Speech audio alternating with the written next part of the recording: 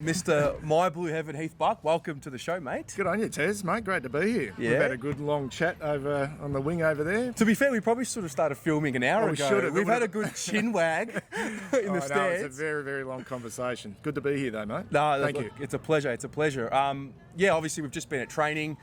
To be honest, there's not a lot to report on from what we saw. It was a very light session. 5 minutes. Yeah. 5 minutes, a bit of a run around, and the boys went back inside. So they looked up and about. There was a little bit of cheering and clapping at one stage.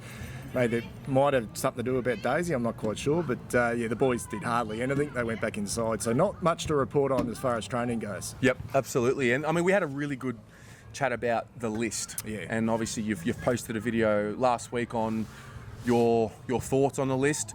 Just want to get your thoughts on it. Like, where are our major holes? I think we all know the small forward issue is there, but what do you see now that we know that Daisy's not going to go on?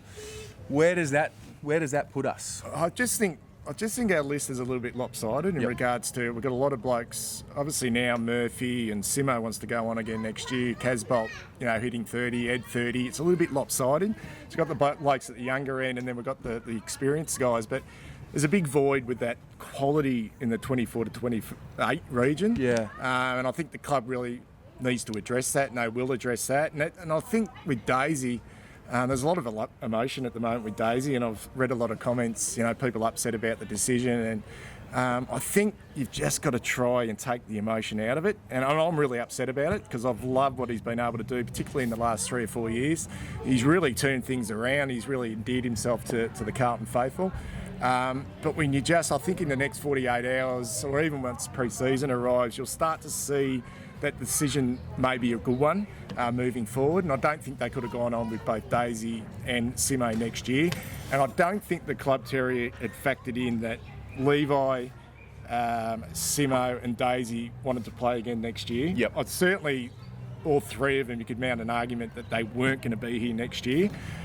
Levi probably at this stage 90% will be at the club next year. Simo has said he wants to play next year. He's going to sign probably another 1-year contract, and that squeezes Daisy out. Yep. And unfortunate for him.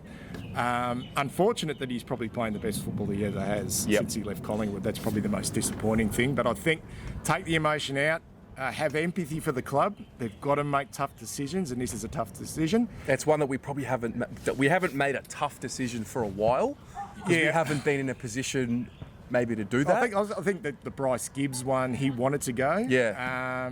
We would like to have kept him, and obviously the Eddie Betts one was a real tough decision. And the irony is that Daisy pushed Eddie Betts out. So it's disappointing, but you've just got to have empathy for the club and understand that for us to move forward, we've got to make these tough decisions. And I can't see us moving forward. We've got both Simo and Daisy playing in the back line next year.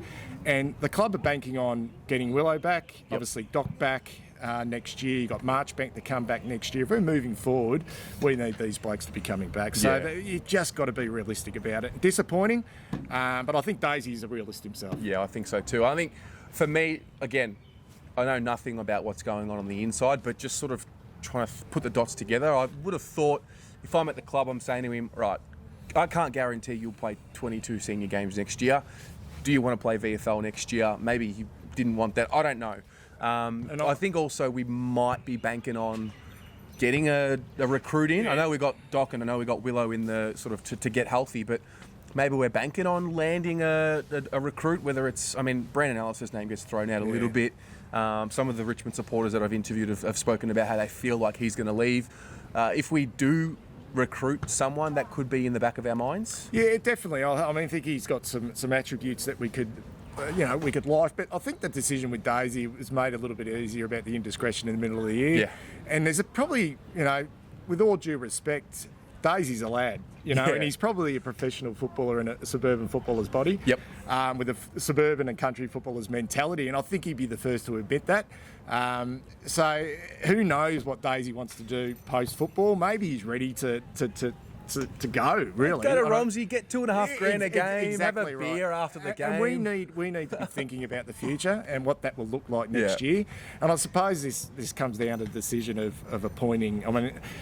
The disappointing thing is we had this huge high yesterday, but the rumour that Daisy was gone. Yeah. And now there's just a little bit of a dampener, and it feels a little bit sad. So hopefully just tomorrow, fingers crossed that Daisy doesn't drop his bundle. He's not the type of bloke that will.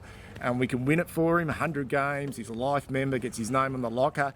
I think he'll always probably slightly be a Collingwood player just because of that the premiership and All-Australian. But, you know, the way he's done it, the way he's been able to resurrect his career has been unbelievable. And it's just disappointing because he's playing such good football. Yeah, absolutely. It's you're right. And you talk about the emotions. We are an emotional bunch. We're an emotional club. It's our strength. Yeah. When we're up and about and the crowd's involved, it's that emotion. That's where we play our best footy. And also, we're talking about emotion and obviously the appointment of David Teague yesterday. And there's been a little bit, you know, to and fro that maybe we went a little bit too early. I was in the camp. I must admit that the process to me seemed really quick. Yep. But there's a lot of decisions, you know, that have to be considered. You know, the free agency, getting players into the club. What I like though, and what I keep going back to it, you move on really quickly in this game. Yeah. You back the decision the club has made, and I listened very carefully to the press conference of Kane Little. I love what Kane Little's been brought to the club. Brilliant. And I listened then to David Teague, and the words I keep hearing are aligned. And my impression, Terry, is that we're ready to go. Yep. We're not a team now which is going to go through teething problems and we're still in the next year. Yeah, exactly. The club is banking on making a huge jump next year, and for me, that is exciting. And I think David Teague is the man to do it. Now, I don't care. I'm not going to sit here now and go, we should have been interviewing him, we should have been doing that. I'm looking forward to next year, and the expectations for us are we should be, like Brisbane of this year, possibly playing finals next year. Yep. And hopefully over the next couple of years knocking on the door, winning a premiership. That is the expectation for me. That is exciting. And I'm pretty confident that David Teague is the man for the job, but that the club and the coach are on the same page. And we've just got to back that down. For sure. If there's one thing I've learnt from your content and your videos is probably early in the year, you talked a lot about how you wanted to look at the team success as opposed to individuals.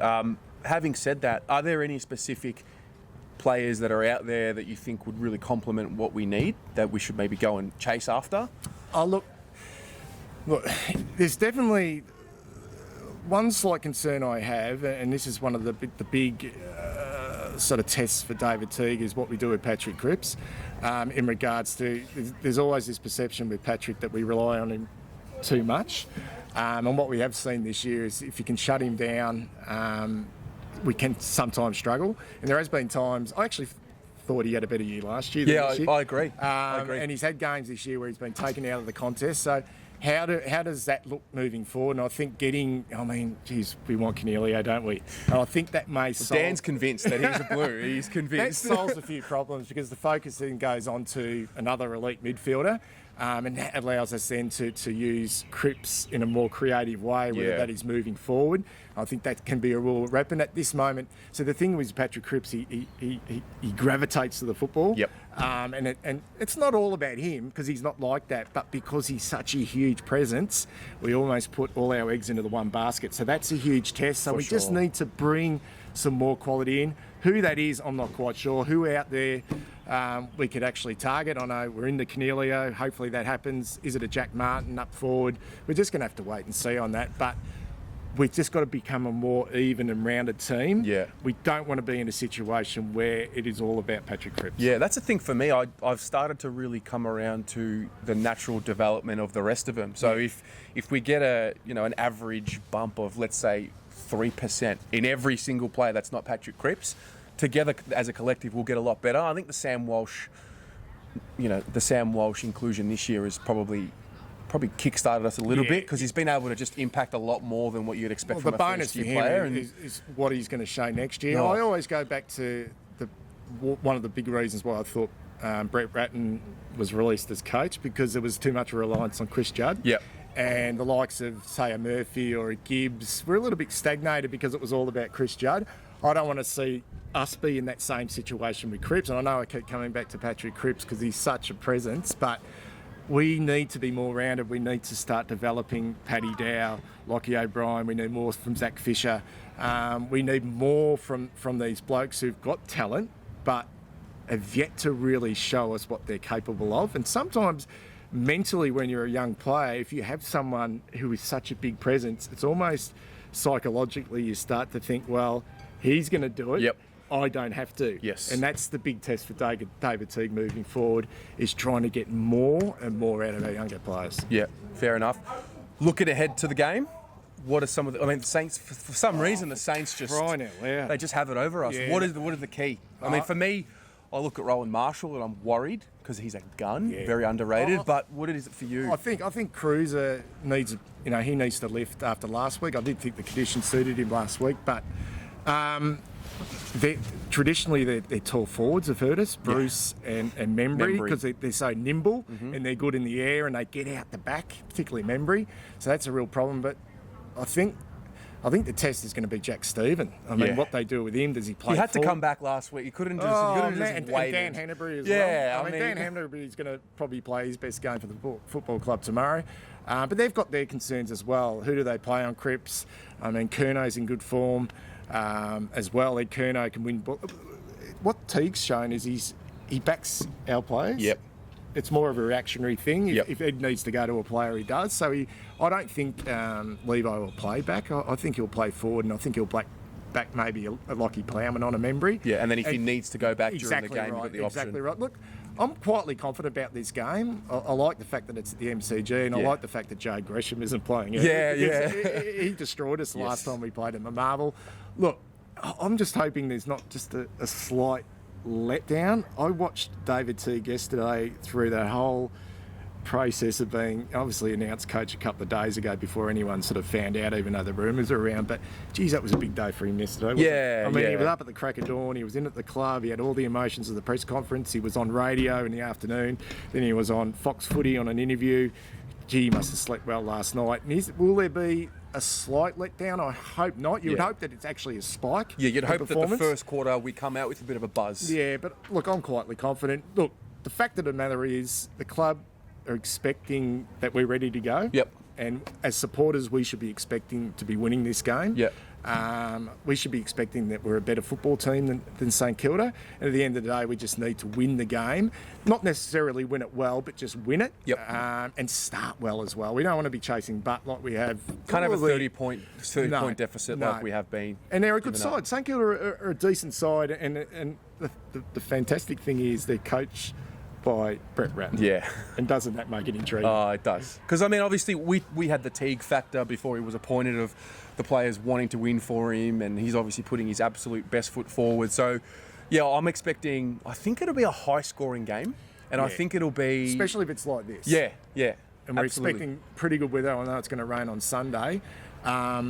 But I want to see more from our young blokes. We've seen it from our senior guys. Yep. They've been unbelievable since David Teague took over. Yeah. I want to see big games from Lockie O'Brien tomorrow. I want to see them make impacts. Give us a wow moment. Yeah, that's you know what I mean? Give us a wow moment. I know they nicknamed Paddy Dow, Paddy Wow, when he first came into the club. I know he hasn't been in great form, but I want to see some wow moments from these younger guys tomorrow. Zach Fisher, Harry.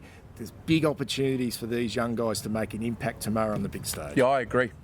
Heath, mate, been a pleasure. Good on you, mate. Thank you so much. And if you haven't checked out Heath's channel, go on YouTube and type in My Blue Heaven. I've actually taken a break this week because you're probably hearing my voice that I've been under the weather, but I'll be back up and about again shortly. Thanks very much for having me, Terry. You're very welcome, mate. Good on you, mate. Cheers.